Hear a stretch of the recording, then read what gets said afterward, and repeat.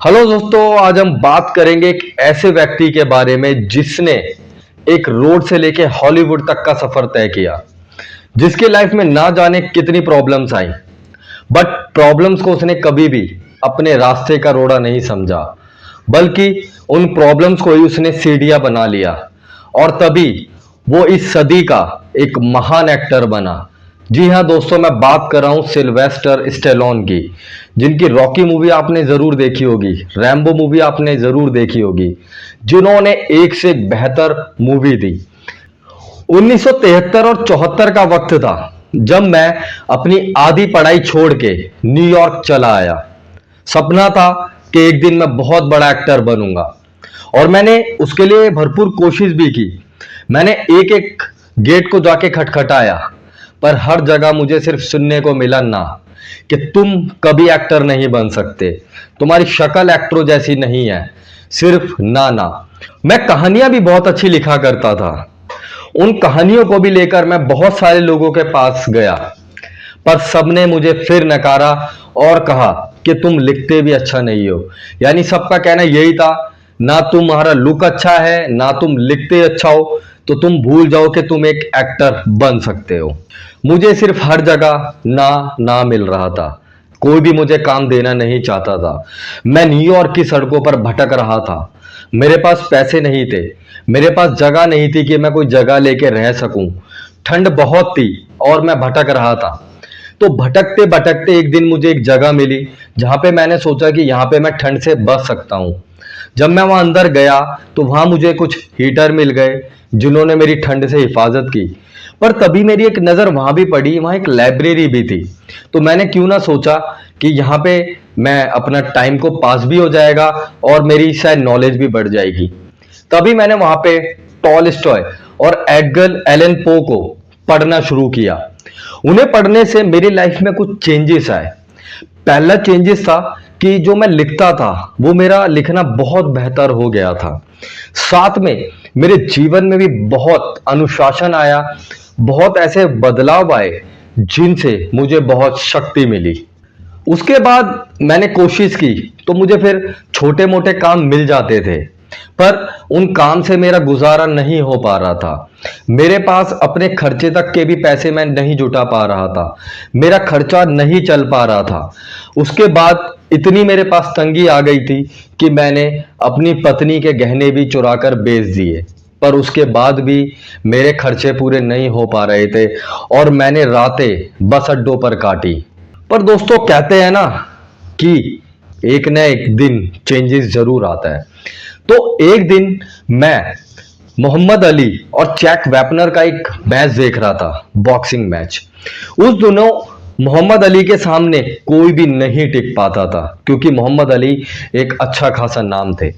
But Mohammad Ali और जो cheque वेपनर के बीच में जो मैच चल रहा था वो बहुत इंटरेस्टिंग था। चैक वेपनर मोहम्मद अली से हार नहीं मान रहे थे। मोहम्मद अली उन पे जितना डोमिनेट करते, चैक वेपनर सीधा सामने आके उनके खड़े हो जाते।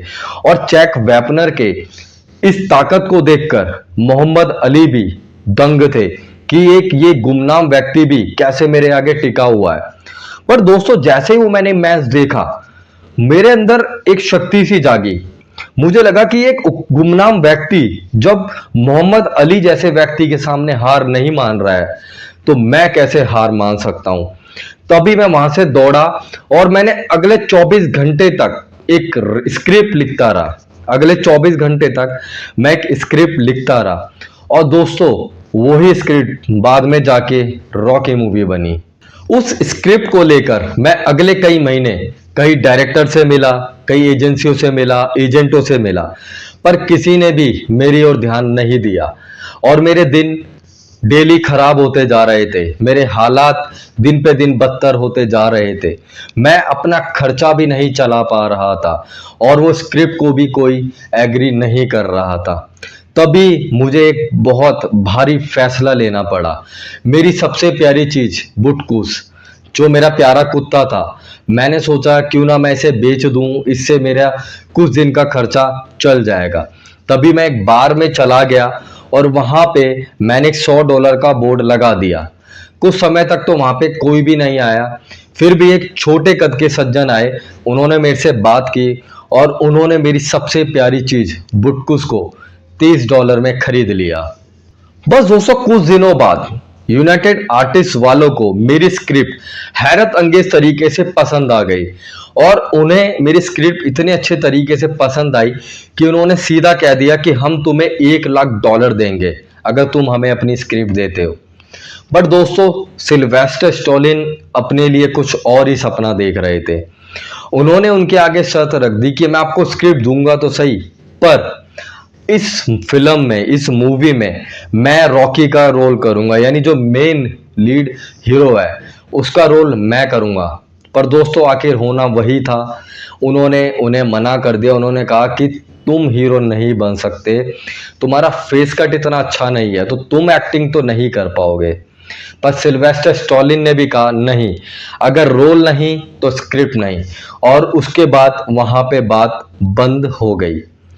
पर दोस्तों कुछ दिनों बाद फिर उन्होंने संपर्क किया सिल्वेस्टर स्टैलोन से और कहा चलो हम तुम्हें $2 लाख देंगे। बट सिल्वेस्टर स्टैलोन भी अड़े रहे, उन्होंने फिर मना कर दिया कि मैं रोल खुद करूंगा। उसके बाद उन्होंने कहा $3 लाख, वो फिर भी अड़े रहे, उन्होंने मना कर दिया। उसके बाद ऑफर आया $4 लाख का, बट उन्होंने उसे भी मना कर दिया। अब दोस्तों सोचो, जिसके पास दिन में खर्चे के लिए पैसे नहीं है और उसके पास $4 लाख का एक ऑफर आ चुका है, शायद कोई भी इजीली टूट जाएगा कि यार ठीक है पहले खर्चा तो चले। पर सिल्वेस्टर स्टैलोन वहां टूटे नहीं, क्योंकि उनका जो सपना था वो बहुत बड़ा था। पर जब $4 लाख तक भी बात आ गई, फिर भी सिल्वेस्टर स्टैलोन ने कहा कि रोल तो मैं करूंगा, पर उनने फिर हाथ पीछे खींच लिए। पर कुछ दिनों बाद फोन आता है दोबारा सिल्वेस्टर स्टैलोन को कि ठीक है हम आपके साथ एग्री हैं, बट हमारी एक शर्त है कि हम आपको सिर्फ $30,000 देंगे। अब दोस्तों एक कहा उन्हें $4 लाख मिल रहे थे और अब जो बात खत्म हुई वो ही कि ठीक है रोल आप करेंगे पर आपको सिर्फ मिलेंगे $30,000। और सिल्वेस्टर स्टैलोन ने भी हाँ कर दी, क्योंकि उनके लिए रोल करना ज्यादा इंपॉर्टेंट था। उन्हें अपने ऊपर विश्वास था कि ये जो मेरी स्टोरी है ये बहुत बेहतरीन है और जब मैं इसमें एक्ट करूंगा तो ये बहुत बेहतरीन होगा। इसी को दोस्तों बोलते हैं सेल्फ बिलीफ।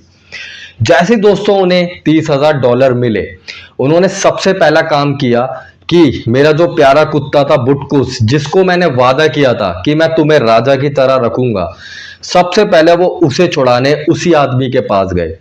जैसे ही वो वहां पहुंचे तो उन्होंने कहा कि मुझे आप मेरा बुटकुस वापस लौटा दो, इसके बदले में मैं आपको डबल रकम दूंगा। पर उस मालिक ने सीधा सीधा मना कर दिया, नहीं मैं आपको ये कुत्ता नहीं लौटाऊंगा। फिर सिल्वेस्टर स्टैलोन ने कहा चलो $100, उसने फिर मना कर दिया, वो भी अड़ियल था। उसके बाद वो $500 पे गए, 1000, 5000, 10,000 और बात जो बनी वो बनी $15,000 पे। दोस्तों हाँ सोचिए वो बुटकुस उनके लिए कितना प्यारा था कि जो $30,000 उन्हें मिले थे उसमें से आधे डॉलर उनको बुटकुस को वापस लाने में चले गए। पर दोस्तों वो खुश थे क्योंकि बुटकुस को उन्होंने वादा किया था एक बेहतर लाइफ के लिए और अब बुटकुस उनके पास था तो वो और खुश थे। फिर दोस्तों क्या था, फिर रॉकी फिल्म बनी और इतिहास रच गया। मैं और बुटकुस हम दोनों ने उस फिल्म में काम किया था। रातों रात हम सुपरस्टार बन चुके थे। जो लोग कहते थे कि मैं कभी एक अच्छा एक्टर नहीं बन सकता, मैं खुद बेस्ट एक्टर के लिए नॉमिनेट हुआ था ऑस्कर में। जो लोग कहते थे कि मैं एक अच्छा राइटर नहीं बन सकता था, मेरी फिल्म नॉमिनेट हुई थी ऑस्कर में और उसे बेस्ट फिल्म का अवार्ड मिला था। दोस्तों उस रात मैंने वो सारे लेटर्स भी पढ़ के सुनाए जिनमें मुझे रिजेक्ट किया गया था, जिनमें कहा गया था कि तुम कभी एक अच्छे एक्टर नहीं बन सकते, तुम कभी अच्छे राइटर नहीं बन सकते थे। पर मैंने प्रूफ करके दिखा दिया था कि मैं एक अच्छा एक्टर भी हूं और मैं एक अच्छा राइटर भी हूं। इतिहास बन चुका था और वही सिल्वेस्टर स्टैलोन को आप आज हर जगह देखते होंगे। आपने खुद उनकी ना जाने कितनी बेहतरीन फिल्में देखी होंगी। तो रोड से लेके हॉलीवुड तक का सफ़र, ये एक छोटी सी स्टोरी थी जो मैंने आपके साथ शेयर की। तो दोस्तों इस स्टोरी से हमें ये सीखने को मिलता है कि हमें लाइफ में कभी भी हार नहीं माननी चाहिए। हमें हमेशा आगे बढ़ते रहना चाहिए, अपने काम को बेहतर करते रहना चाहिए, चाहे ये दुनिया कुछ भी बोले कि तुम नहीं कर सकते, तुमसे नहीं होगा, कुछ भी बोलते रहे। बस हमें शायद अपने कान बंद रखने चाहिए और अपने काम में अपने आप को हर दिन बेहतर करते रहना चाहिए। तो आई होप दोस्तों ये स्टोरी आपको पसंद आई होगी, और पसंद आई है तो वीडियो को लाइक कर देना, वीडियो को शेयर कर देना, और हाँ दोस्तों सब्सक्राइब जरूर करना, इससे हमारा मोटिवेशन बढ़ता है।